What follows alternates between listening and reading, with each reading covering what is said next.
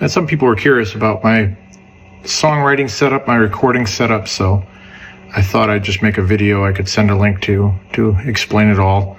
Software of choice, Easy Keys 2 helps me program, and then just using the MIDI piano roller in Logic is my go-to. I really like the RME interface, really nice converters in it. Preamps are nice too. But lately I've gotten down to only using like 2 channels at a time.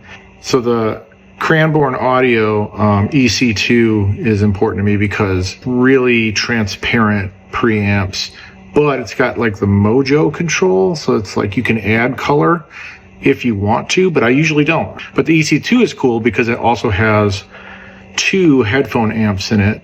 I'm not a piano player. I don't really know how to play other than just some self-taught chords. And when it comes to like weighted keys, aftertouch, none of that matters to me. I could probably get by with an even smaller one, honestly. I don't know what M chip they're up to now, M4 or something like that. Doesn't matter to me. This M1 is fine. There's nothing this computer can't do yet. I have never hit any obstacles with it. Some plugins don't play nice with the M1 chip and they want you to load Rosetta or something like that. Any plugin that had a hard time with M1 or still has a hard time with M1, I've just learned to not use those plugins anymore. For a low budget DIY guy like me, this mic covers a lot of bases. Multiple polar patterns. So we got Omni, cardioid, and figure 8. And figure 8's important because I started doing a lot of mid-side recording lately, and so having this available to do figure 8 is really handy. It's also got a nice pad on it here. It's there if you need it.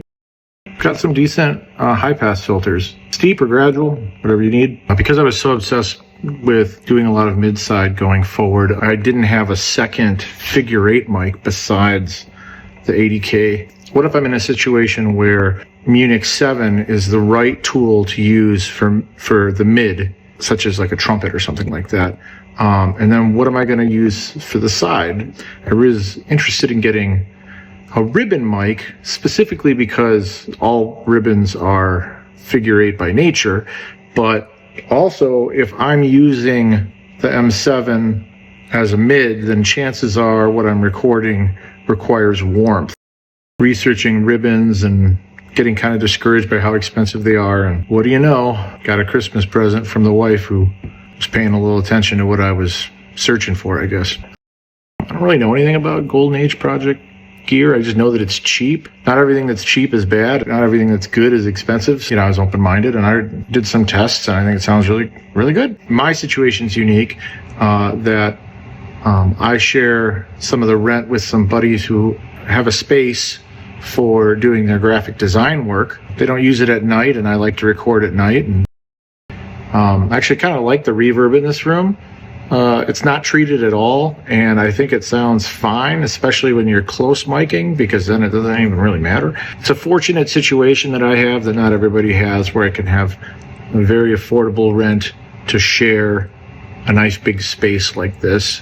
When I'm here with the guys are here, I can just throw headphones on and write that way as well. But when it comes to tracking, like actual recording, I got to do that at specific times. But recording outside of office hours is actually a plus for me. The biggest downside to this place is I got to remember to turn the air conditioning off and unplug the refrigerator and stuff like that. But once I do all that at night, dead silent in here. These sound absorption panels, bass traps that I made, honestly, they're just here to put next to microphones to eliminate flutter echoes and stuff like that as much as possible.